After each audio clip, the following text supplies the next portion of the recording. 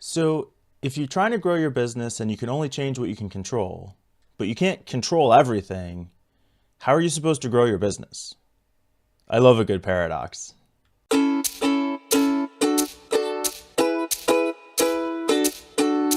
everyone, welcome back. I am Mike Sutton with BeBuildHave.com, and I work with first generation business leaders who are getting burned out on all the doing and ready to just start being happy and successful in their businesses.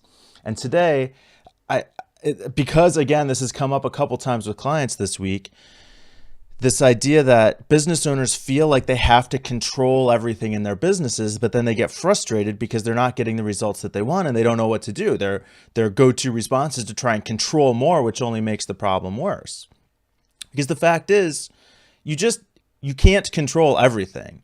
And even if it's just a simple matter of bandwidth, the world, your business is just too complex. There are too many variables. You couldn't possibly keep track of it all. But in trying, you end up feeling more overwhelmed, more distracted, like your efforts are more diluted, and you end up feeling more ineffective and frustrated as you're trying to grow your business. So let's look at what you can control. You can control your beliefs, your words, and your actions. Now, you might not be able to do that right now. Maybe you need some practice, but those are the things that you can control. And I came across a quote today by Neil Donald Walsh that says, "Actions are words in motion and words are thoughts expressed." And so if you're looking for what you can control that's going to help you move you towards the results that you want, your beliefs, your words, and your actions are a great place to start. Beyond that, you also can control your intentions. What is it that you want to have happen? You can control that. You can control your vision. You're making it up. You can make that vision be whatever you want it to be. And you're responsible for the clarity of it. And you're also able to control your own emotional energy, whether that emotional energy is predominantly positive, predominantly negative, an attractive force, a repulsive force. I've talked about that in a previous video. And there's probably more, but let's just go with that for now. And if we put in the category of things you can't control, more specifically than everything else, certainly the words, actions, and thoughts of others, and the results that you get. You can't make people buy from you. You can't make people respond to your marketing campaign. You can't make employees follow procedures. But a lot of times, that's exactly what you're trying to do. So business owners end up in this spot where they put 90% of their focus on trying to control the things they can't control, and only 10% of the focus on the things that they can control, and just get stuck in this increasing loop of building frustration and ineffectivity and distraction. But then you still have the question, so how do I get what I want?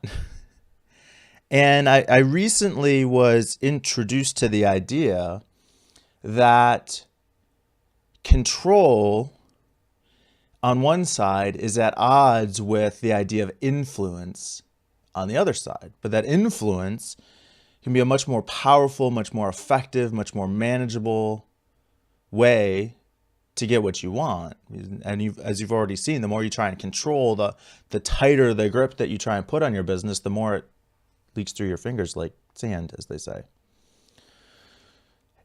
And digging into this further, it really does make a lot of sense. Because if we look at influence, if we break down influence, it has a lot to do with how you manage emotional energy, how confident you feel and how you communicate that to other people, the clarity of your vision that you're communicating, and how well you're able to connect with and to communicate with others. And so under this category of influence, we have a lot of the characteristics that we would say make up good leadership, which is exactly what we want in our businesses. We want to be leaders in our business, to inspire and to influence our market, our prospects, our customers, our employees, even at home, our relationships and our family. And that's where we can really leverage what we can control to get what we want, to create what we want in our businesses, and let go of what's not working, which is trying to control everything. And then one other element that I'd mention, because we're familiar with control, we know control, we understand control, we can wrap our hands very tightly around control. And even though it frustrates us when it doesn't work, we get it, we think. And we don't quite have that same grasp of influence. How does influence work? It's a lot more cloudy. And so what I say is, to some degree, maybe it just takes a little bit of faith. And for me, it's been developing this belief that God or the universe or whatever wants me to be happy and successful. And that all the tools and resources that I need have been provided. The creative ability to develop the vision, the emotional ability to manage my emotional energy and to engage with others and to influence them. And I've been provided with role models and examples throughout history, current, past. We have lots of examples that show us over and over and over again that influence is the much stronger power to leverage to create what we want. And we've been shown how effective that is. And we have endless opportunities over and over again to try and to experiment with this. So we've experimented with control, and that's left us with this frustrated, ineffective feeling that we have now. And we can see that influence is there ready for us. So step into that. Have some faith that that is the right way to go. Work on those things that you can control, your beliefs, your words, your actions, your intentions, your vision, and your emotional energy. And just work on building those relationships and sharing those things with other people and doing it with confidence. And allow yourself to receive what it is you want in your business without trying to force it to come to you. And I think you might be surprised with the results. I know I have been. So that's my message for today.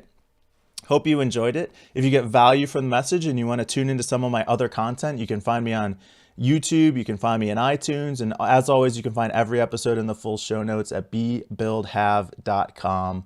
I did do something brand new for the first time yesterday. I recorded a 20-minute guided meditation designed to help business owners start communicating with their body and also to cultivate these positive emotional energies that are important for business.